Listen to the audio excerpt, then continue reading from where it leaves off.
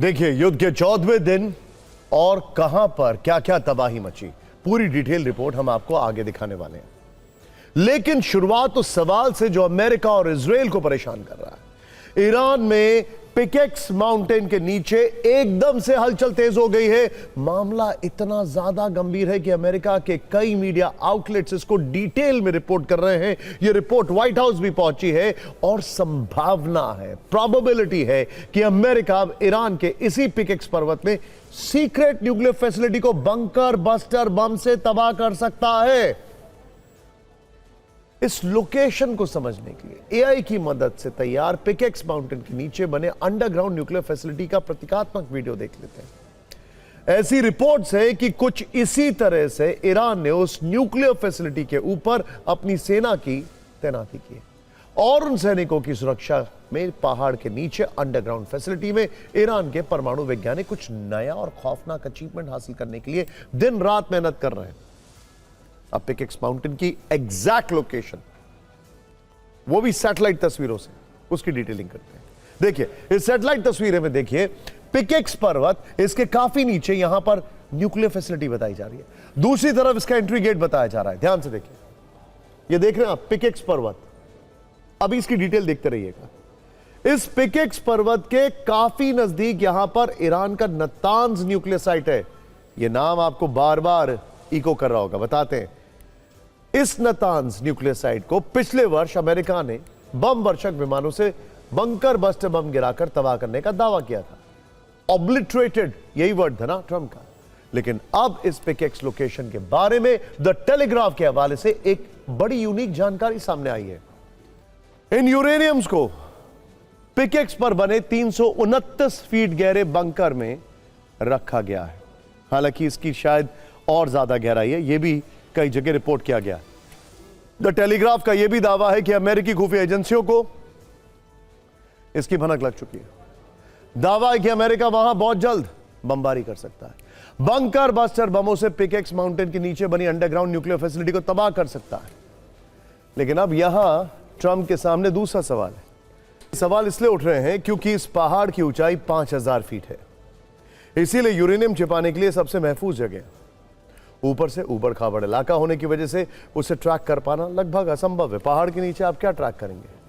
हमने आपको अभी बताया है कि इन यूरेनियम को वहां 329 फीट गहरे मजबूत बंकर में रखा गया, यानी इतनी गहराई पर उन्हें सुरक्षित रखा गया है। वहां किसी भी बंकर बस्टर बम से टारगेट कर पाना असंभव होता है। कहा जा रहा है कि ईरान ने इसीलिए फोर्डो और नतांज में रखा हुआ एनरिच यूरेनियम पिकेक्स के पहाड़ तक पहुंचाया है। ईरान को पता है कि अमेरिका ये जानकारी पाने के बाद भी उसका वहां पर कोई बड़ा नुकसान नहीं कर पाएगा।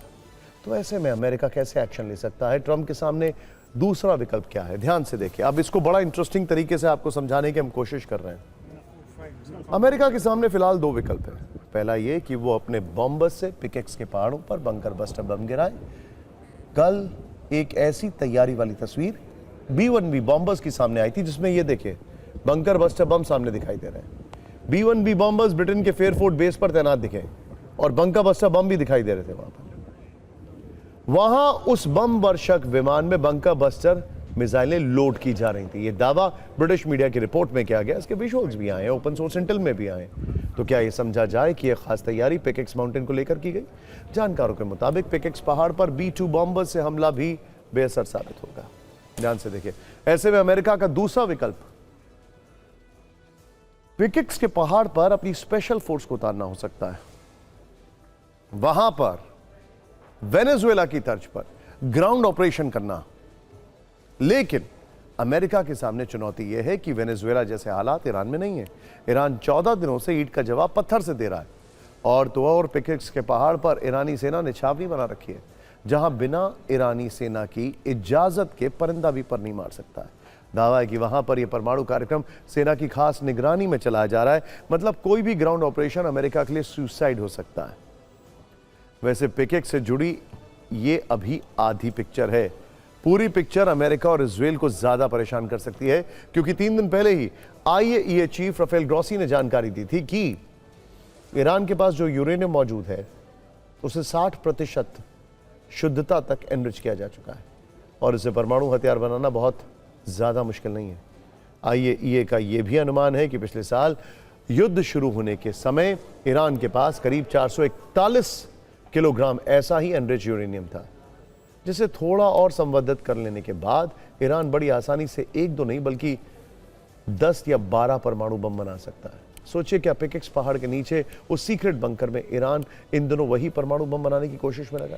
वैसे पिकेक्स के बारे में यह जानकारी तब सामने आ रही है जब आज ही इजराइल के पीएम बेंजामिन नेतन्याहू ने कहा है कि ईरान के सभी टॉप न्यूक्लियर साइंटिस्ट को मार दिया गया। तो फिर पिकेक्स में कौन है जो यह कार्यक्रम आगे बढ़ा रहा है? अब मैं सोचने पे मजबूर हो रहा हूं कि कुछ दिन पहले क्रेमलिन ने कहा था कि उनके वहां पर कई साइंटिस्ट मौजूद हैं। क्या वो हैं पिकेक्स में? सोचिए, ईरान अगर परमाणु बम बना लेता है तो अमेरिका और इजराइल का पूरा मिशन फेल हो जाएगा और ईरान पश्चिम एशिया में परमाणु शक्ति के दम पर इतना ताकतवर हो जाएगा कि उससे इजराइल को हमेशा न्यूक्लियर अटैक का खतरा रहेगा और अरब देशों में न्यूक्लियर वेपन रेस शुरू हो जाएगी, क्योंकि सऊदी का स्टेटमेंट है जिस दिन ईरान के पास न्यूक्लियर वेपन आएगा उसके कुछ हफ्तों में हमारे पास आएगा। है अब बात ईरान के नए सुप्रीम लीडर मुज्तबा खमनेई की, जिन्हें इस युद्ध के शुरू होने के बाद से अब तक किसी ने नहीं देखा। उन्हें लेकर अलग अलग थ्योरी और रिपोर्ट सामने आ रही हैं। सवाल यह है कि क्या कोई बहुत बड़ी बात छिपाई जा रही है? क्या कोई ऐसी खबर है जो ईरान पूरी दुनिया से छुपा रहा है और जिससे जंग में ईरान को बड़ा झटका लगेगा? इसीलिए बात खमनेई खानदान की मुज्तबा मिस्ट्री की, जिसमें दावों का चक्रव्यूह है। मुज्तबा खमनेई का सीक्रेट क्या है? जंग के इतने दिन बाद भी वो अब तक अदृश्य क्यों हैं? क्यों मुज्तबा को इजराइल बुरी तरह घायल और ईरान घातक बता रहा है? इंटरेस्टिंग। जंग शुरू हुए 13 दिन हो चुके हैं। आयतुल्लाह अली खमनेई की मौत को भी 13 दिन हो चुके हैं। उनके बेटे मुज्तबा को सत्ता मिले हुए भी वक्त निकल चुका है, लेकिन अब तक मुज्तबा खमनेई सामने नहीं आए। इसीलिए सवाल दुनिया भर में ट्रेंड कर रहा है कि आयतुल्लाह अली खमनेई के बाद ईरान के नए सुप्रीम लीडर को भी कुछ हो गया है। जिस तरह के दावे हैं, क्या मुज्तबा खमनेई भी अब आखिरी सांसें गिन रहे हैं? क्या वाकई में मुज्तबा को लेकर ईरान कोई बहुत बड़ा सच छिपा रहा है? क्या मुज्तबा के नाम पर हमले का रिमोट ईरान में बैठकर कोई और दबा रहा है? मुज्तबा खमनेई के घायल होने के भी दावे हैं, लेकिन ईरान कह रहा है कि सब झूठ है। दरअसल मुज्तबा खमनेई को लेकर ब्रिटिश मीडिया की एक चौंकाने वाली रिपोर्ट आई है जो ईरान के दावों से बिल्कुल उलट है। ध्यान से देखिएगा। ब्रिटिश मीडिया द सन के अनुसार मुज्तबा खमनेई इस वक्त कोमा में, वो काफी घायल है और उनका एक पैर कट चुका है। ट्रंप ने भी कहा है कि मुज्तबा खमनेई बुरी तरह घायल है, लेकिन कहां है इसकी जानकारी नहीं है। नेतन्याहू का कहना है कि मुज्तबा खमनेई की स्थिति ऐसी है कि वो किसी को चेहरा दिखाने के लायक नहीं है। लेकिन इस बीच पांचवी थ्योरी ईरान की है, जिसमें वो अपने नए सुप्रीम लीडर को सही सलामत बता रहा है। सबसे पहले बात ब्रिटिश मीडिया द सन की रिपोर्ट की, जो ईरान की सत्ता पर प्रश्न चिन्ह लगा रही है। द सन की रिपोर्ट है कि मुज्तबा खमनेई 28 फरवरी को इजराइल अमेरिका की एयर स्ट्राइक में गंभीर रूप से घायल हुए थे। इस हमले में मुज्तबा को इतनी गंभीर चोटें आई थीं कि उनका एक पैर तक काटना पड़ा। साथ ही उनके पेट और लिवर को भी बहुत नुकसान पहुंचा है। द सन ने यह भी दावा किया है कि इस वक्त मुज्तबा कोमा में। रिपोर्ट के अनुसार मुज्तबा का इलाज तेहरान के सीना यूनिवर्सिटी अस्पताल में कड़ी सुरक्षा के बीच चल रहा है। लेकिन अगर ये सच है तो सवाल है, मुज्तबा के ऑडियो कैसे जारी हो रहे हैं? क्या कोई और है जो मुज्तबा खमनेई के नाम पर हमले का रिमोट दबा रहा है? इस बीच आज शाम को ही अमेरिका के युद्ध मंत्री पीट हेगसेथ की एक चौंकाने वाला दावा सामने आया। उन्होंने कहा कि मुज्तबा खमनेई बुरी तरह घायल है, उनकी हालत बहुत खराब है और हमले की वजह से उनका चेहरा भी बिगड़ चुका है। देखिए, इंटरेस्टिंग बात यह है कि जो इजराइल गाजा के सारे अस्पतालों को बर्बाद कर सकता है, जो अमेरिका बंकर बस्टर बम से न्यूक्लियर फैसिलिटी को ऑब्लिटरेट करने की बात कर सकता है, वो मुज्तबा खमनेई के अस्पताल तक नहीं पहुंच सकता है। खैर, अब देखिए मुज्तबा खमनेई पर डोनाल्ड ट्रंप और नेतन्याहू का दावा। एक रेडियो पर इंटरव्यू के दौरान ट्रंप ने दावा किया कि ईरान के नए सुप्रीम लीडर मुज्तबा खमनेई जिंदा है, लेकिन बुरी तरह घायल है। जबकि नेतन्याहू ने कहा है कि इजराइल ने पिछले तानाशाह को मार गिराया है और नया तानाशाह मुज्तबा सिर्फ IRGC की कठपुतली है जो सार्वजनिक रूप से अपना चेहरा नहीं दिखा सकता। आपको बता दूं, डोनाल्ड ट्रंप ने कल जो स्टेटमेंट दिया था, बल्कि परसों, उसमें यह भी कहा था कि हमने पहली लाइन और दूसरी लाइन खत्म कर दी। ईरान के supreme leader Ayatollah Ali Khamenei के मारे जाने के बाद उनके बेटे और नए लीडर मुज्तबा खमनेई अब तक एक बार भी कैमरे पर नहीं आए। दूसरी वजह खमनेई के मारे जाने के 6 दिन बाद मुश्तबा की ओर से पहला बयान आया, लेकिन वो भी उन्होंने खुद नहीं दिया था, बल्कि ईरान के न्यूज चैनल की एक एंकर ने उसे पढ़कर सुनाया था।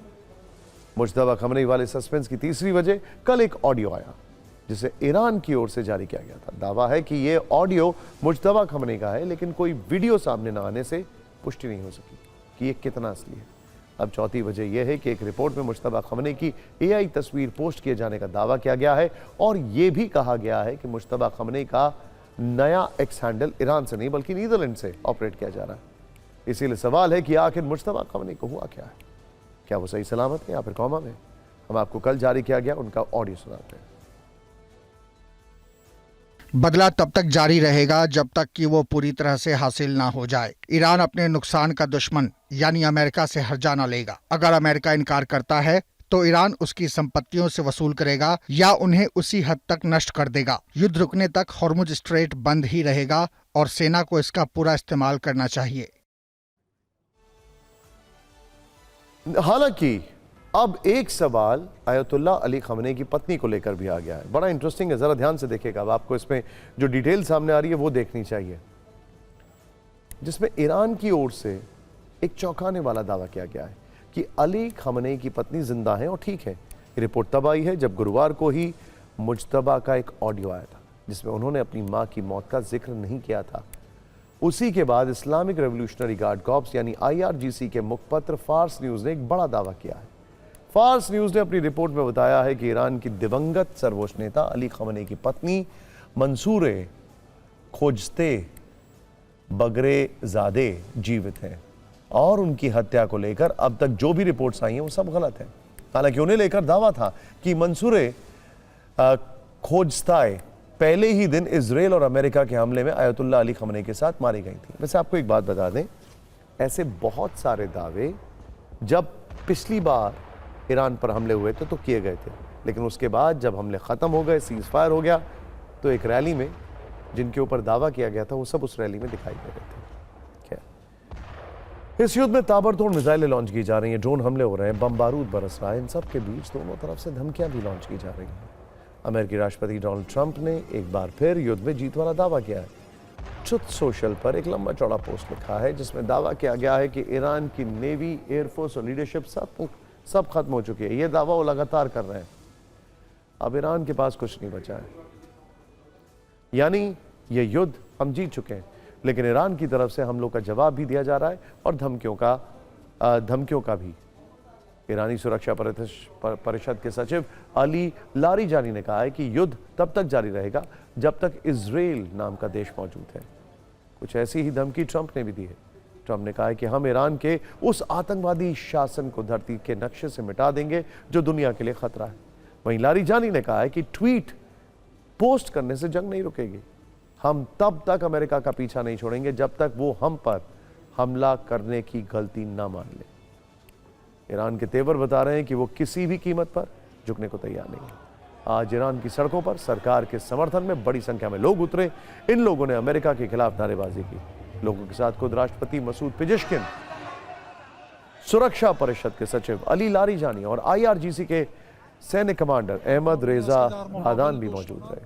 प्रदर्शन के दौरान सार्वजनिक तौर पर अमेरिका के खिलाफ बयान दिए गए। युद्ध शुरू होने के बाद यह पहली बार है जब राष्ट्रपति और इतने बड़े सैन्य कमांडर सार्वजनिक तौर पर दिखे। बेसिकली ये ओपन चैलेंज था। ईरान इसके जरिए यह भी बताना चाहता है कि शासन अब भी मजबूत है और जनता एकजुट है। इस दौरान अमेरिका को क्या नसीहत दी गई, आप देखें। जब से कुछ घंटे पहले व्हाइट हाउस ने एक वीडियो जारी किया है। इसमें अमेरिका के राष्ट्रपति, रक्षा मंत्री, विदेश मंत्री समेत US सेंट्रल कमांड के कमांडर एडमिरल ब्रैड कूपर के बयान दिखाए गए। सभी एक सुर में कह रहे हैं कि उनका टारगेट ईरान के मिसाइल सिस्टम को पूरी तरह खत्म करना है। ये नया स्टेटमेंट है। रिजीम चेंज आया, इजराइल से खतरा आया, इजराइल को खतरे के बाद अमेरिका को खतरा आया, अमेरिका की पब्लिक को खतरे की बात की गई, फिर उसके बाद अब मिसाइल सिस्टम एंड टेक्नोलॉजी। यानी शांति का कबूतर उड़ाने वाले ट्रंप और उनकी टीम पूरी तरह से युद्ध के मोड में है। परसेप्शन चेंज कर रहे हैं। पहले आप उनके बयान सुनिए, फिर आपको दिखाएंगे कि आखिर कैसे शांति के नोबेल पुरस्कार से ट्रंप का मोह भंग हो गया। डोनाल्ड ट्रंप का बयान सिर्फ चौंकाने वाला नहीं है, बल्कि उनके पुराने दावों के बिल्कुल उलट है। कभी खुद को दुनिया का सबसे बड़ा पीस मेकर बताने वाले ट्रंप अब कह रहे हैं कि उन्हें नोबेल शांति पुरस्कार में रत्ती भर भी दिलचस्पी नहीं रही। ये बदलाव ऐसे समय में आया है जब अमेरिका ईरान में ऑपरेशन एपिक फ्यूरी चला रहा है, यानी शायद ट्रंप को समझ आ गया होगा कि शांति के नोबेल की संभावना शून्य है। कुछ महीने पहले तक ट्रंप खुलकर कहते थे कि अगर दुनिया में कोई व्यक्ति नोबेल शांति पुरस्कार का असली हकदार है तो वो खुद ट्रंप है। उन्होंने दुनिया भर में कई युद्ध रोकने का दावा किया था। अब आखिर वो क्यों कह रहे हैं कि नोबेल में दिलचस्पी नहीं है? इस रिपोर्ट में देखें। ट्रंप ने पहली बार सितंबर 2019 में कहा था कि मुझे कई कामों के लिए नोबेल मिलना चाहिए। फिर दूसरी बार राष्ट्रपति चुने जाने के बाद जून 2025 में कहा, दुनिया में कई युद्ध शांत करवाने के लिए शांति का नोबेल मिलना चाहिए। ये बात फिर सितंबर 2025 में दोहराई। तब ट्रंप ने कहा, दुनिया में 7 से 8 युद्ध रुकवाए, इसलिए मुझे नोबेल मिलना चाहिए। जनवरी 2026 में ट्रंप ने नॉर्वे के प्रधानमंत्री को पत्र लिखकर कहा, मैंने 8 युद्ध रोके, फिर भी मुझे नोबेल शांति पुरस्कार नहीं दिया गया। अब आपको इस महायुद्ध के 14वें दिन की वॉर रिपोर्ट दिखाते हैं। शुरुआत ईरान के हमलों से करते हैं। ईरान ने तुर्की, कतर, दुबई से लेकर इजराइल के शहरों में ड्रोन और मिसाइल से तबाही की फाइल खोल दी है। सबसे ज्यादा नुकसान अमेरिका को हुआ है। ईरान ने अमेरिका के एक रिफ्यूलिंग विमान को मार गिराने का दावा किया। अब से थोड़ी देर पहले ईरान ने तुर्की पर मिसाइल अटैक से इनकार किया है, लेकिन ईरान के स्वास्थ्य मंत्रालय ने 14 दिनों के इस युद्ध में अपने देश में हुए नुकसान पर आंकड़े पेश किए हैं और बड़े नुकसान की खबर अमेरिकी खेमे से भी आ रही है। ईरान ने कहा है कि अब तक हुए हमलों में ईरान में 1444 लोगों की मौत हुई है, 18,551 लोग घायल हुए हैं।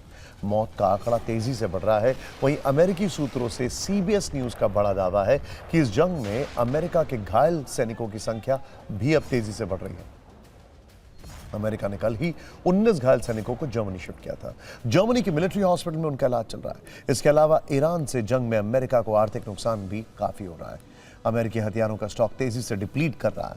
6 दिनों में ही 11 अरब डॉलर का नुकसान हो चुका है। जंग में बढ़ते खर्च से ट्रंप प्रशासन पर भारी दबाव है, लेकिन क्या ट्रंप को इस नुकसान की परवाह है?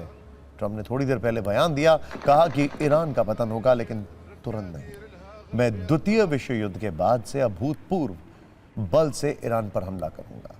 ट्रंप आगे क्या कदम उठाएंगे देखने वाली बात होगी, लेकिन आज ईरान पर अमेरिका और इजराइल के हमले की एक विध्वंसक पिक्चर इस रिपोर्ट में।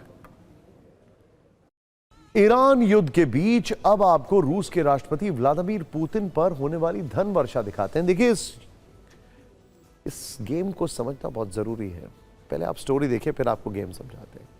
पिछले 4 वर्षों से यूक्रेन युद्ध में उलझे रूस की अर्थव्यवस्था का मुख्य आधार क्रूड ऑयल है, लेकिन पिछले कुछ महीनों से ट्रंप ने इसके निर्यात पर टैरिफ वाला हंटर चला रखा था। लेकिन अब ट्रंप ने रूसी तेल पर जो छूट दी है, उसके बाद पुतिन के ऊपर पैसों वाली बारिश होने लगी। इस धन वर्षा का सीधा संबंध ईरान युद्ध से है। वैसे तो इस युद्ध में 3 मेन प्लेयर हैं, अमेरिका, इजराइल और ईरान। कायदे से जो भी नफा नुकसान होना है वो इन तीनों को ही होना है। लेकिन रूस एक ऐसा खिलाड़ी है जो इस जंग में सीधे तौर पर शामिल तो नहीं है, लेकिन जंग की वजह से उसका सबसे ज्यादा फायदा हो रहा है, वो भी बगैर एक गोली फायर के इस जंग में। और उसको ये फायदा पहुंचाने वाला कौन है? अमेरिकी राष्ट्रपति डोनाल्ड ट्रंप। वही ट्रंप जिनके एक फैसले की वजह से दुनिया तेल संकट में फंस गई। वही ट्रंप जिनकी जिद ने पश्चिम एशिया को युद्ध की आग में झोंक दिया, और वही ट्रंप जिनकी लालसा के कारण दुनिया भर में एलपीजी संकट खड़ा हो गया। अब रूस का खजाना भरने का प्रयास कर रहे हैं। जिस रूस को नीचा दिखाने के लिए, जिसका कारोबार ठप करने के लिए, अंतर्राष्ट्रीय बिरादरी से जिसे अलग थलग करने के लिए ट्रंप ने अपना सब कुछ झोंक दिया था, उसी रूस को अब वो मालामाल करने पर मजबूर हो गए या फिर कुछ और। खबर यह है कि डोनाल्ड ट्रंप ने दुनिया के कई देशों को रूस से कच्चा तेल खरीदने की अनुमति दे दी है। फॉर द टाइम बीइंग ये वो देश हैं जिन्हें एक वक्त ट्रंप ने धमकी दी थी कि अगर रूस से तेल खरीदा तो उन पर भारी भरकम टैरिफ लगाया जाएगा, वो भी तब जब वो खुद रशिया से यूरेनियम ले रहे थे। खैर, लेकिन ऐसा लग रहा है कि जैसे अब ट्रंप का दिल पसीज गया है, तो कहीं ऐसा तो नहीं कि उन्हें रूस के तेल कारोबार की चिंता हो रही है। बिल्कुल नहीं। ट्रंप को रूस की नहीं, अपनी इमेज की चिंता है, जिसे बचाने के लिए उन्होंने तमाम देशों को रूस से तेल खरीदने की परमिशन दे दी। अगर ट्रंप ऐसा नहीं करते तो बहुत जल्द पूरी दुनिया में तेल का संकट खड़ा हो जाता, क्योंकि फिलहाल होर्मुज़ स्ट्रेट के खुलने के कोई आसार नजर नहीं आ रहे हैं। ईरान के नए सुप्रीम लीडर मुश्तबा खमनी ने भी ऐलान कर दिया है कि वो होर्मुज़ स्ट्रेट को नहीं खोलेंगे। आपको बता दें कि होर्मुज़ स्ट्रेट वो समुद्री गलियारा है जहां से दुनिया का 20% कच्चा तेल सप्लाई होता है, लेकिन वहां ईरान ने कर्फ्यू लगा दिया है। इस वक्त जो जहाज जहां खड़ा है उसे वहीं रहने की हिदायत दी गई। लिहाजा दुनिया के कई हिस्सों में तेल की सप्लाई बुरी तरह प्रभावित हुई है। अगर होर्मुज़ स्ट्रेट लंबे वक्त तक बंद रहा तो तेल के लिए दुनिया में हाहाकार मच सकता है। उसके बाद जब दुनिया के तमाम देशों का सब्र का बांध टूटेगा तो ट्रंप को इसके लिए दोषी ठहराएंगे। लेकिन ट्रंप ठहरे दूरदर्शी नेता, उन्होंने पहले ही भाप लिया कि भविष्य में तेल संकट के लिए पूरी दुनिया उन्हें विलन बना सकती है। इसीलिए उन्होंने तुरंत रूस से तेल खरीद की मंजूरी दे दी है और इसमें एक तीर से दो शिकार हुए हैं। वैसे शिकार तो कई हुए, लेकिन मोटे तौर पर दो बड़े निशाने लगे। पहला, ट्रंप ने खुद को तेल संकट का विलेन बनाने से बचा लिया। दूसरा, रूस के राष्ट्रपति व्लादिमीर पुतिन का फिर से मालामाल होने का रास्ता खुल गया है। अब जरा ट्रंप के इस फैसले के दूरगामी परिणाम भी देख लेते हैं। डोनाल्ड ट्रंप ने अपनी इमेज को बचाए रखने के लिए कितना कुछ दांव पर लगा दिया है, ये समझना जरूरी है। रूस से तेल खरीदने का मतलब है पुतिन की तगड़ी कमाई होगी। पैसा मिलेगा तो यूक्रेन से लड़ने के लिए हथियार का उत्पादन बढ़ेगा। हथियारों का उत्पादन बढ़ेगा तो जंग और ज्यादा भड़केगी। इधर से अमेरिका भी यूक्रेन को हथियार की सप्लाई करेगा और जंग लंबी खिंचती चली जाएगी। इस पूरे घटनाक्रम का एक और पहलू है, तेल बिक्री के कारण रूस का सरकारी खजाना बढ़ेगा, तो हो सकता है कि वो बैकडोर से ईरान की मदद तेज कर दे। वैसे अब से थोड़ी देर पहले ट्रंप ने पुतिन पर एक बड़ा बयान दिया। उन्होंने कहा है कि मुझे ऐसा लगता है कि पुतिन ईरान की बैकडोर से मदद कर रहे हैं। अब इसका क्या मतलब निकाला जाए, आप खुद समझिए। खैर, अब आपको देश भर में एलपीजी पर मचे हंगामे की तस्वीरें दिखाते हैं और खबरें भी। तमाम शहरों में लोग सिलेंडर के लिए लाइन में लगे हैं। कुछ जगहों पर लोगों में पैनिक जैसी स्थिति है। लंबी लंबी कतारों की तस्वीरें सामने आ रही हैं और ऐसी तस्वीरें किसी एक राज्य या शहर की नहीं है। एमपी से यूपी और पंजाब तक लोगों का सिलेंडर संकट खत्म होने का नाम नहीं ले रहा है।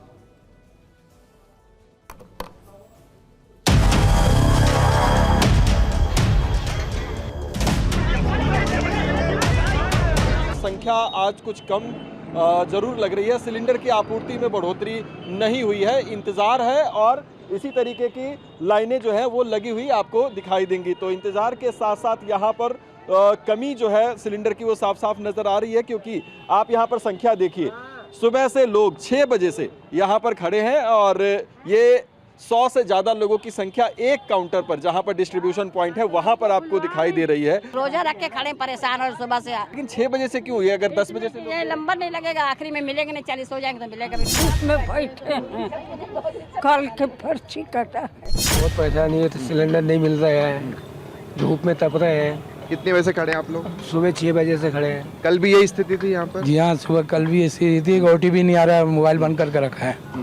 4-5 दिन से परेशान हो रहे हैं। लाइन में कभी आते हैं, कल भी खड़ा होकर के गए, सिलेंडर खत्म हो गया। आज 8-8:30 बजे का लगे, 8:30 बजे से लाइन में लगे हैं, फिर भी मुश्किल लग रहा है कि गारंटी है कि मिल पाएगा? आज भी मुश्किल लग रहा है कि नहीं मिलेगा। कोयला जितना ज़्यादा यूज़ नहीं होना चाहिए उससे कई गुना ज़्यादा यूज़ हो रहा है, इससे शॉर्टेज होने का भी डर है। नॉर्मली यहाँ से समझ लो हम लोग रोज 5 टन 6 टन बेचते थे, आज वही 15 टन 20 टन जा रहा है माल। पता नहीं मिलेगा कि नहीं, अभी फोन कर रहे उठा ही नहीं रहे।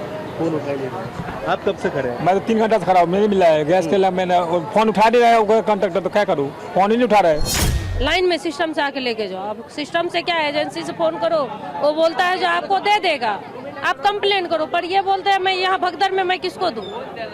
देखिए 3 दिन से हो गए, सिलेंडर खाली इधर लेके आया, वो किधर खाना बनाएगा? होटल में भी खाना नहीं मिलता है। मेरे देवर खड़े थे 5 बजे से, हाँ, उसके बाद 9 बजे उनको बोली जाके आराम करो, जॉब पे जाना है, फिर मैं आई। सिलेंडर वाली ये जंग सिर्फ सड़कों पर नहीं बल्कि संसद के अंदर भी चल रही है। आज एक बार फिर इस बार संसद में सियासी फाइट देखने को मिली है। सुबह 11 बजे सदन की कार्यवाही शुरू होने से पहले विपक्षी दलों ने संसद परिसर में एलपीजी संकट के मुद्दे पर प्रदर्शन किया। विपक्ष ने आरोप लगाया कि देश में एलपीजी सिलेंडर को लेकर हालात खराब होते जा रहे हैं और सरकार इस संकट को गंभीरता से नहीं ले रही है। हालांकि बीजेपी का कहना है कि विपक्ष इस पर भ्रम फैला रहा है और आपदा में राजनीति का अवसर तलाश रहा है।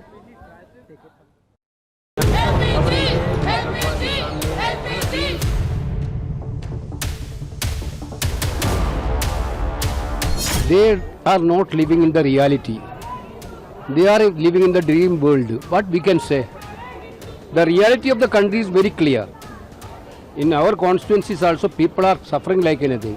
ये विपक्ष जो है ये जानबूझ करके क्राइसिस बनाने में लगा हुआ है, लेकिन हम ये बनने नहीं देंगे। कांतपान जी को सही जानकारी दी नहीं जा रही अधिकारियों के द्वारा। सब हवा में उड़ रहे हैं, हवा में उड़ रहे हैं। जमीन पर देखें जाके कहीं कि क्या स्थिति है, कितनी लाइनें लगी हुई, क्या हालत है। क्या वो लेटर नहीं पढ़ रहे हैं जो रेस्टोरेंट्स और होटल एसोसिएशन लिखे जा रहे हैं? क्या रोज अखबारों में आ रहा है किस तरीके से जनता को दिक्कत हो रही है, किल्लत हो रही है? अब आगे कहना विपक्ष को दोष मरना ये वैसे ही हो गया कि अपनी जिम्मेदारी से भागना है। भरम फैलाना और देश के विदेश नीति पर प्रश्न खड़ा करना उनकी फितरत हो गई। According to the minister's statement yesterday, petrol, diesel, kerosene, all that, the supplies are adequate. It seems the LPG is a particular area where there is some shortage because unfortunately a lot of our cooking and especially those who have switched in the rural areas from wood and coal have been switching to cylinder gas, and if cylinders are not easy to get, that becomes a real challenge. All I can say is, look, we are all in this together. The country must unite to ensure that these problems are overcome as quickly as possible. उन्होंने जिस तरह से कल भी आश्वासन दिया है कि ऐसी कोई हमें जो है स्थिति नहीं आने देंगे जिससे करके हमें जो है जूझना पड़े, तो हमें विश्वास, अब अपने नेतृत्व हैं वो हमें उनका विश्वास भी करना पड़ेगा और एक तरह से उनको मौका भी देना पड़ेगा। जो परेशान है लोग, तमाम रेस्टोरेंट में गैस खत्म हो गई है, समस्या विकराल होती चली जा रही है और इस तरफ ध्यान बजाय इसके कि हल निकालें। जो है सिर्फ प्रोपोगंडा प्रचार से आप किसी चीज को दबा सकते हो क्या? यहाँ प्रचार से दबाने का प्रयास हो रहा है। देखिए, इस बीच भारत में ईरान के राजदूत मोहम्मद फतहाली ने कहा है कि अगले 2 से 3 घंटों में होर्मुज पर बड़ा फैसला हो सकता है। उन्होंने कहा कि भारत हमारा मित्र है और हमारा मानना है कि इस क्षेत्र में भारत और ईरान के साझा हित हैं। आइए जल्दी से आपको बता दें इस वक्त की बड़ी खबरें और क्या क्या हैं। टॉप 9 में सूत्रों से खबर है कि गृह मंत्रालय उन सभी वीवीआईपी हस्तियों के सिक्योरिटी प्रोटोकॉल की समीक्षा करेगा जिनकी सुरक्षा की जिम्मेदारी केंद्र की ओर से सीआरपीएफ, सीआईएसएफ, आईटीबीपी के पास है। ये समीक्षा अगले सप्ताह की जाएगी। ये फैसला फारूक अब्दुल्ला पर हमले की कोशिश के बाद लिया गया है। इस संबंध में एनएसए, गृह सचिव और आईबी डायरेक्टर ने आज ही गृह मंत्री के साथ लगभग 1 घंटे की बैठक की थी। अमेरिका ईरान युद्ध के बीच अब देश में हवाई सफर भी महंगा हो सकता है। एयरलाइन कंपनी इंडिगो ने 14 मार्च से घरेलू और अंतर्राष्ट्रीय उड़ानों पर प्रति टिकट फ्यूल सरचार्ज लगाने का फैसला किया है। यह सरचार्ज 425 रुपए से लेकर 2300 रुपए तक लगाया जाएगा। लखनऊ में काशीराम जयंती पर सामाजिक परिवर्तन दिवस कार्यक्रम में राहुल गांधी शामिल हुए। इस मंच से प्रस्ताव रखा गया कि बीएसपी संस्थापक काशीराम को मरणोपरांत भारत रत्न दिया जाए। इस मौके पर राहुल ने कहा कि अंबेडकर, गांधी जी, काशीराम और सावरकर सब में फर्क है। अंबेडकर, गांधी और काशीराम ने कॉम्प्रोमाइज नहीं किया, जबकि आज देश की एनर्जी सिक्योरिटी कॉम्प्रोमाइज हो गई है। महाराष्ट्र विधानसभा में महाराष्ट्र धर्म स्वतंत्रता विधेयक 2026 पेश किया गया। इसका उद्देश्य बल, धोखाधड़ी, प्रलोभन, गलत जानकारी, दबाव, विवाह या किसी और गलत तरीके से धर्मांतरण पर रोक लगाना है। विधेयक में स्वेच्छा से धर्म परिवर्तन करने की प्रक्रिया भी तय की गई है। इसके तहत धर्म परिवर्तन करने से पहले संबंधित व्यक्ति को 60 दिन पहले सूचना देनी होगी। सिंगर और रैपर बादशाह की मुश्किलें बढ़ गई हैं। टिटिहिरी सॉन्ग विवाद को लेकर हरियाणा महिला आयोग ने बादशाह की गिरफ्तारी का आदेश जारी किया है। बादशाह को आज महिला आयोग के सामने पेश होना था, लेकिन वो नहीं पहुंचे। इसके बाद महिला आयोग की चेयरपर्सन रेणु भाटिया ने पानीपत पुलिस और पंचकुला पुलिस को बादशाह की गिरफ्तारी का आदेश दिया। इसके साथ ही पूरे प्रदेश में बादशाह के सभी शो बैन करने का नोटिस जारी किया गया है। सनराइजर्स हैदराबाद की मालकिन काव्या मारन इंग्लैंड के क्रिकेट लीग दी 100 के ऑक्शन में पाकिस्तानी स्पिनर अबरार अहमद को खरीदने पर विवादों में गिर गई हैं। पाकिस्तानी खिलाड़ियों पर आईपीएल में बैन की वजह से भारतीय फैंस ने इस फैसले की आलोचना की है। लोगों ने काव्या को बुरी तरह ट्रोल किया है। इसके बाद सनराइजर्स लीड्स का सोशल मीडिया अकाउंट सस्पेंड कर दिया गया।